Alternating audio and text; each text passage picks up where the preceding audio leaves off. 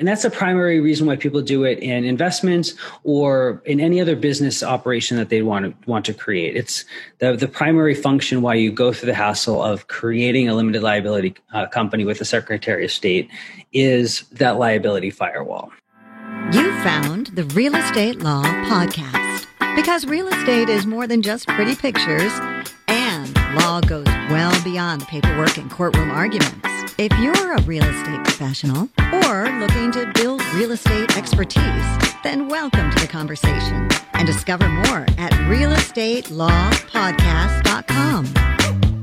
It's the Real Estate Law Podcast, and I'm Jason Muth, once again here with attorney broker Rory Gill from Next Home Titletown Real Estate in Boston and Urban Village Legal, also in Boston. Hey, Rory. Hey, Jason. How are you doing? We're doing great. We have an excellent topic today. It is a little bit more leaning on the legal side since it is a real estate law podcast. So it makes sense that we dip our toe into both sides of our name.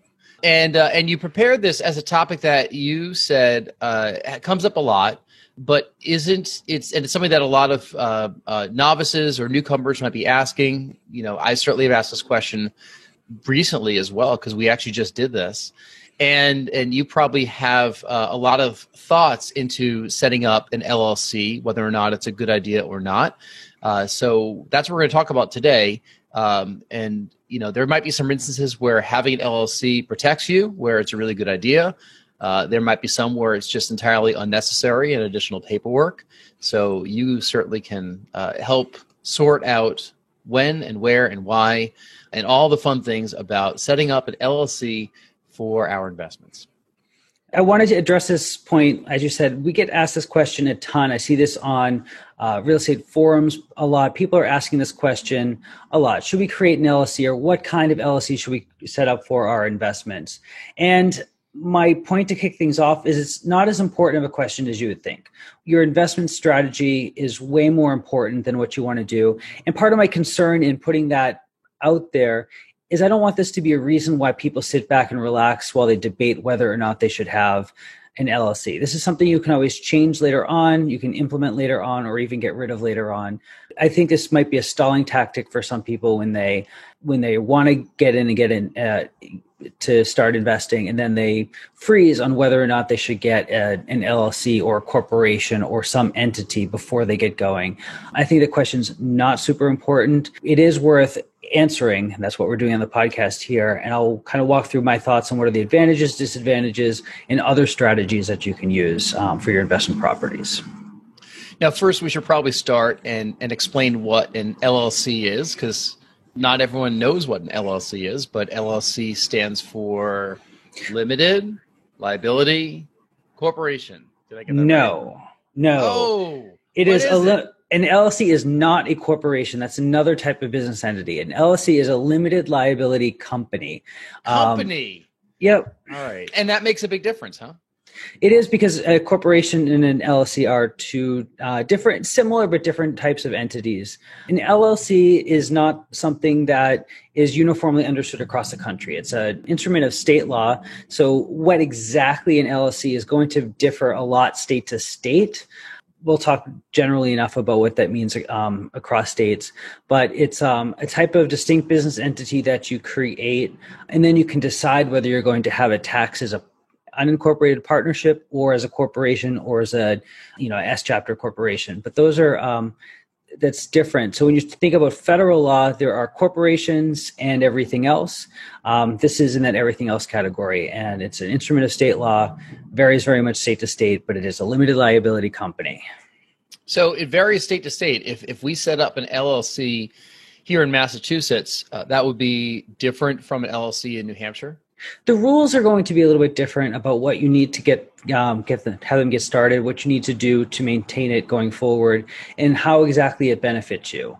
And another big practical consideration is the cost. The cost of an LLC is going to differ pretty dramatically state to state.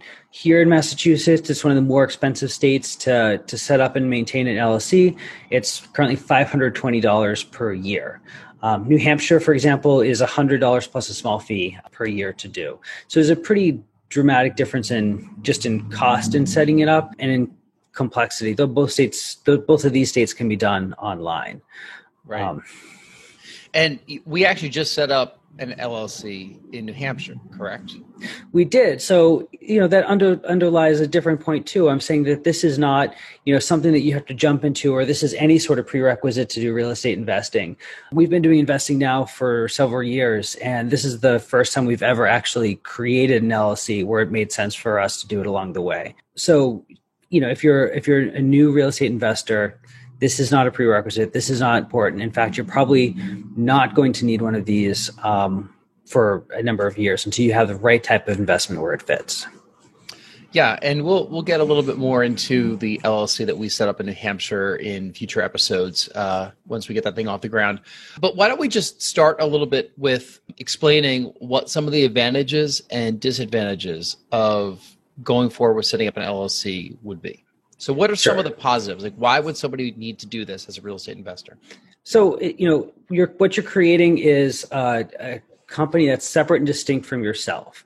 So this creates a bit of a firewall between your personal life, your personal assets, your personal obligations, your personal credit, and those are the business that you're setting up. So I actually find that the one of the best benefits is actually just mental. It actually creates a bit of a dividing line that helps you keep organized for both things, so that you don't just think of the business and the investment as personal slush fund where you can take and give money at leisure. It's an investment that you're going to run as a company, and if done right, you'll be able to see if it's making money, losing money without it getting clouded up in your personal checking account. So that's one of the key advantages there is just kind of mental. It creates a dividing line there, but it also creates a legal dividing line between your personal assets and your business assets. And what the limited liability component is it protects your personal assets and your unrelated business assets from liability related to that investment and debt related to that particular investment. So if you have a trip and fall or somebody sues you related to the investment that you're creating, everything about that investment is at risk, but they can't reach beyond that into your own personal accounts or even reach your other investments that are walled off. So it creates that limited liability wall that is going to help you sleep better at night. Mm-hmm. Literally in your home that can't be touched because you have an LLC with your investment property. Right. So it's going to create that barrier. And that's the primary reason why people do it in investments or in any other business operation that they want to create. It's the primary function why you go through the hassle of creating a limited liability company with the Secretary of State is that liability firewall. Is this something that you'll see a lot of real estate developers doing for each project that they do? Absolutely. It would make in that context, I can't imagine them not creating a limited liability company or corporation. That choice of entity is a little bit more complicated. But why I'm not featuring that in this podcast and why I'm not jumping too much into corporations is we're talking about real estate investments here. And those are largely passive income related. So if you're going to buy and hold something, the limited liability company is going to be a little bit more flexible for you. Corporations can be a bit more complex in maintaining, and you're not going to get an added tax benefit in most cases for passive income. If you're creating a real estate brokerage, if you're creating property management company, something that generates active working income, then we could have a longer conversation about the choice of entities, because a corporation or an S corp might suit you very well in those situations.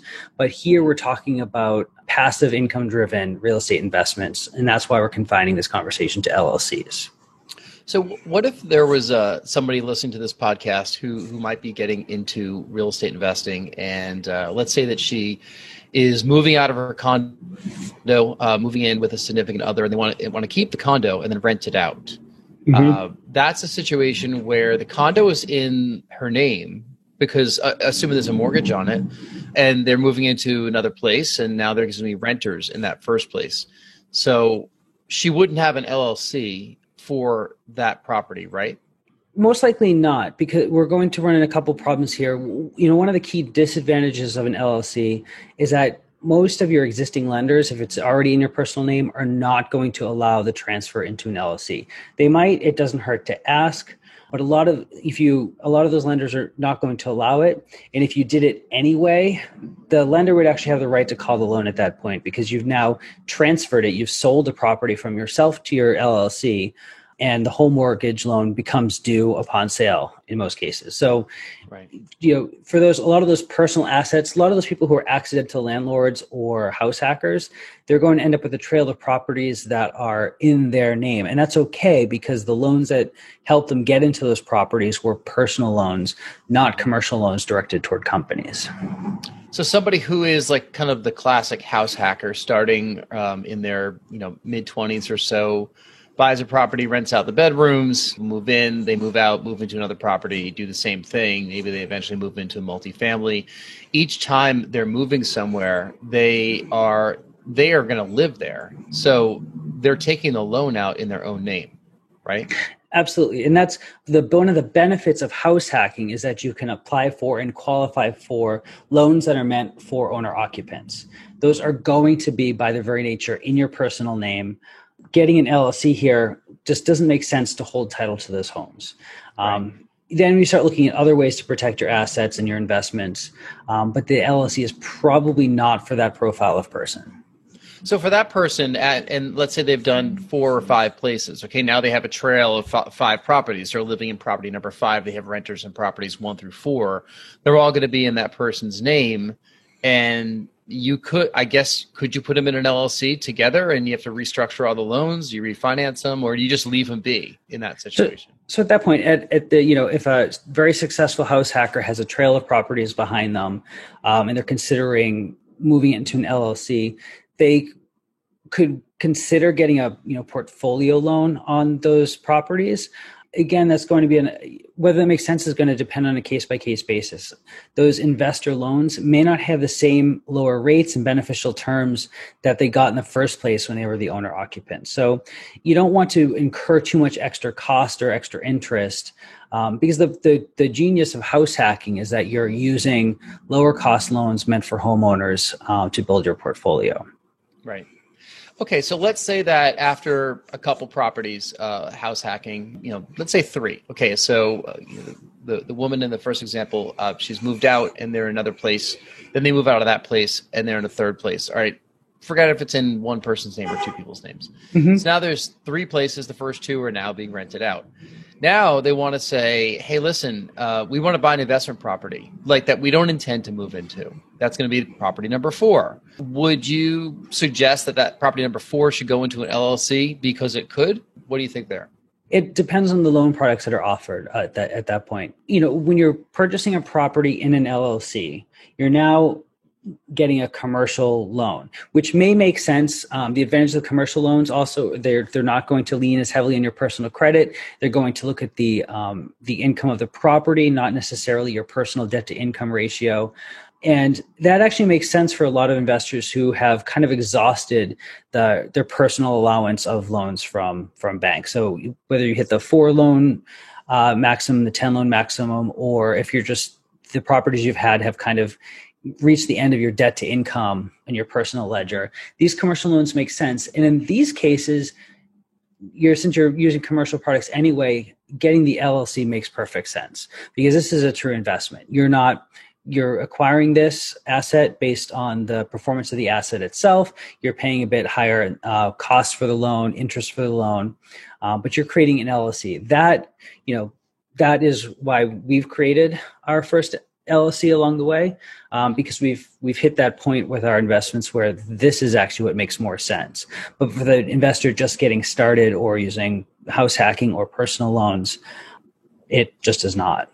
Yeah. I mean, someone who's going to buy a 18-unit building or 50-unit building or something, I mean, that whether it's LLC or corporation, they're not doing that with their personal credit or anything on the way, right? No. And I mean, the other kind of definition that they have for commercial versus personal loans is traditionally whether a building is 4 units or less or 5 units or more. So in a larger building, 5 units or more, you're rarely ever going to buy a 20-unit apartment building in your own personal name. At that point, you're definitely using commercial products and you're invested in the LLC. The only kind of gray area are the smaller homes that double as your residence or your second home or your vacation home. Right. So we're talking to attorney Rory Gill. We're talking about LLCs in this episode of the Real Estate Law Podcast. What are some other advantages of having an LLC before we get over to some of the drawbacks? Yeah, so when you have an LLC or a corporate entity, you at least have the possibility of taking out debt that you're not personally guaranteeing or doesn't show up in your personal credit report.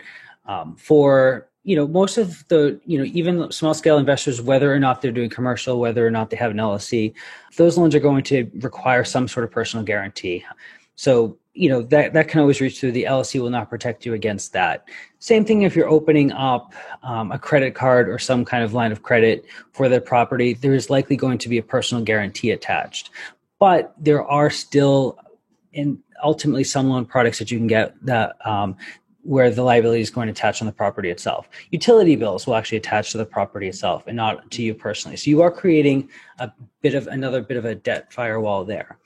When I say a couple other debts may not show up in your personal credit report, some credit card companies will not report the LLC's credit card to your personal credit report unless there is a delinquency or something like that. That way you can keep those credit cards kind of to the side so they don't mess up your credit utilization rate for your personal credit. And then, another important thing about the LLC is not necessarily how it protects you from outsiders.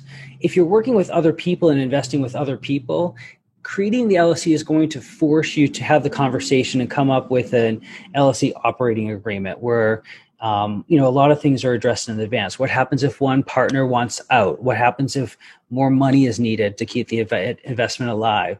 What happens if one partner dies? What happens if one partner declares bankruptcy? All these things are addressed in the operating agreement. And when you create the LLC, it sort of forces you to have that conversation or at least set up those rules to protect you from not just the people outside of the investment, but your partners as well. So what about some of the drawbacks about setting up an LLC? Like, beyond just the complexity of everything you've talked about so far, understanding all this, any paperwork and fees and recurring fees, those are some obvious things. But, there's also some other reasons as to why a real estate investor, or at least a small real estate investor, might not want to be setting up an LLC for an investment property. What are some of those?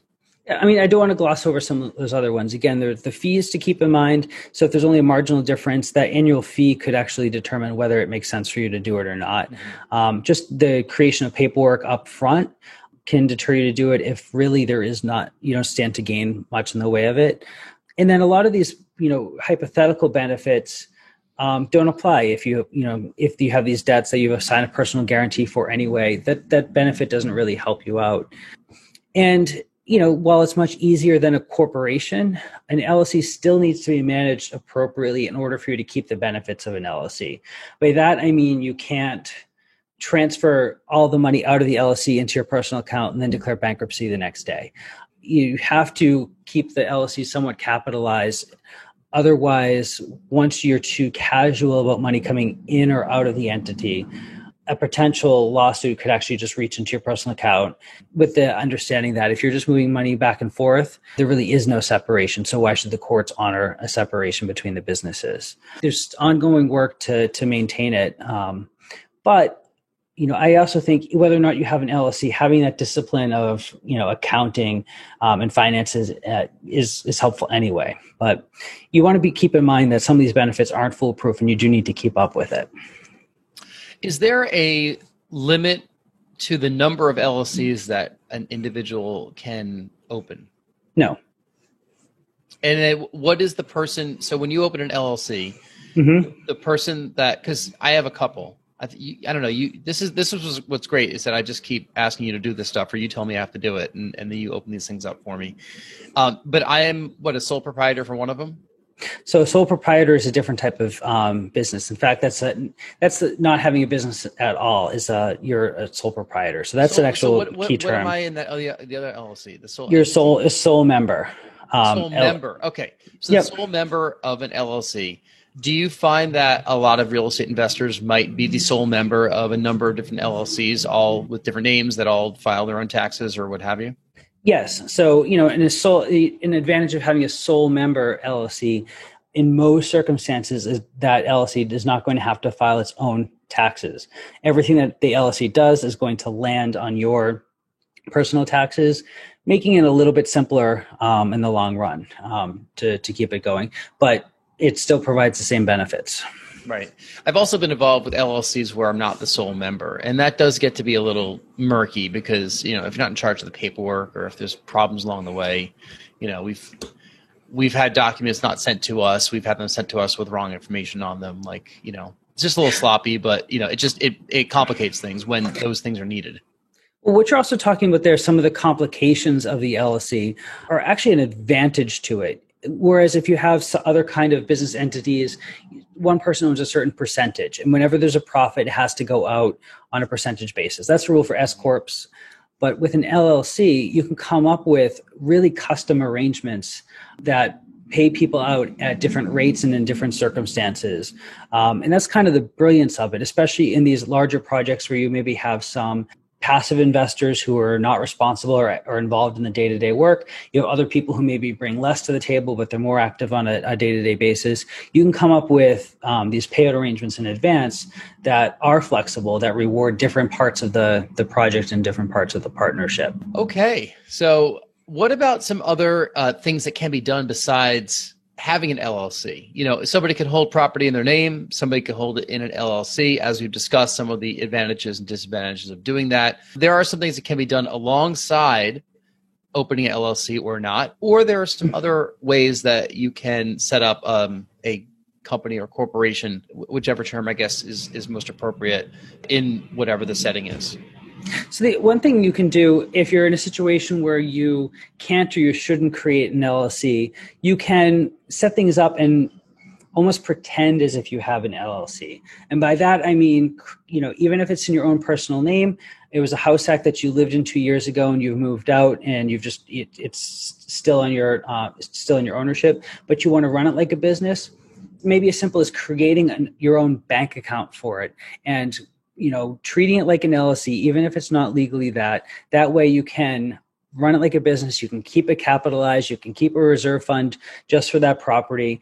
And you can tell in a much easier sense whether or not it's profitable or if it's cash flow negative. If you have to keep transferring money from your personal checking account into that properties account, that tells you that you're running on a cash flow negative basis and there's a problem. But if you just share that with your personal checking account and everything came in and out, you may not realize or really feel the cash flow negative nature of that particular investment or understand its profitability. So one thing to do is just pretend as if you have an LLC. If you really just kind of want to professionalize your investments. Another important thing that, even if you have an LLC, you may want to consider getting an umbrella insurance policy or just being well insured for the situation. So if that situation arises where you have the trip and fall and somebody sues you, you at least have insurance for it. And the insurance is going to do the same thing for your personal assets as a limited liability company would. It's going to shield you and protect you and help you out. So another alternative is instead of getting the LLC, just get good insurance. And if you have multiple properties and a good amount of personal assets, look at an umbrella policy. And you could take out an umbrella policy at various levels. It just costs more money the more insurance you need. Yep. But also, the investor that's going to have multiple LLCs is also going to be the same person who's probably going to have an umbrella policy of their own too. I actually saw an article about umbrella policies, which I think we're going to include in one of the newsletters we're going to send out for the networking group, Network to Grow Your Net Worth, where there's been such a great run-up in property values over the past couple of years. And I know that we're still in a pandemic right now, but the stock market has just, continues hitting record highs. Real estate is doing very well.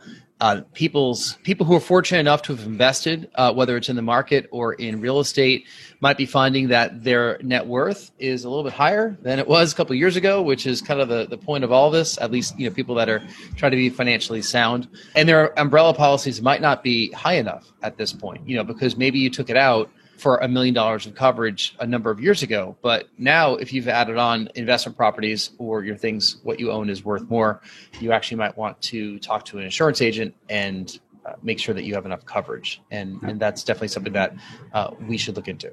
That's exactly the right strategy. Keep up with those, and keep growing with those as your portfolio and your needs grow. And then another thing I wanted to point out that's kind of an alternative. I mentioned one of the big advantages of an LLC is that it forces you to have a conversation with your partners in putting together an operating agreement that makes sense. In case of all these contingencies, bankruptcy, death, somebody wants to get bought out.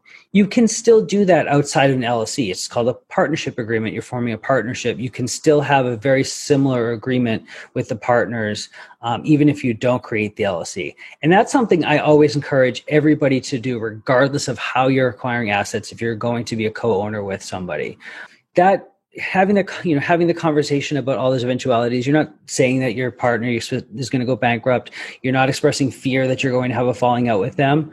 But it actually just forces you to have the conversation about what your expectations are as a partnership in an investment. And if there is a disagreement, you figure it out early, you address it early, and you can move forward instead of just waiting for that problematic occurrence to come out. So you don't need to just do that only in an LLC context. You can do it outside of it in a partnership agreement. There's another alternative that you sent over some of the notes that we put together for this, and you mentioned a management entity instead of title holding entity. Tell me more about that. So that's a more advanced approach that you can come up with there. We're talking about whether or not you should have a property be the owner. Have an LLC be the owner of certain properties that you have. Sometimes if you have multiple properties, whether they're in LLCs or in your personal name, you might end up with a portfolio large enough that you have to come up with that you might want to actually report some more active income as part of this endeavor.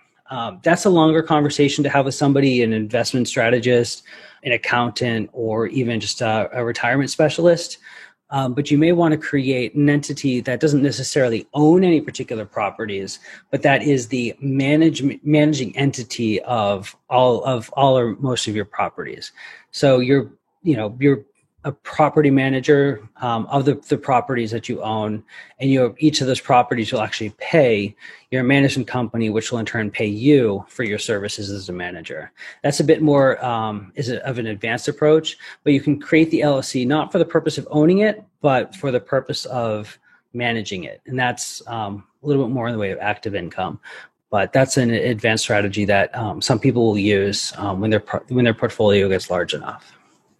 This is one of those discussions that, everyone likes talking about real estate these days. Well, not everyone, but some people like talking about real estate. And if they know that they're in a room with someone who talks real estate a lot, either they're going to love it or they're going to hate that person.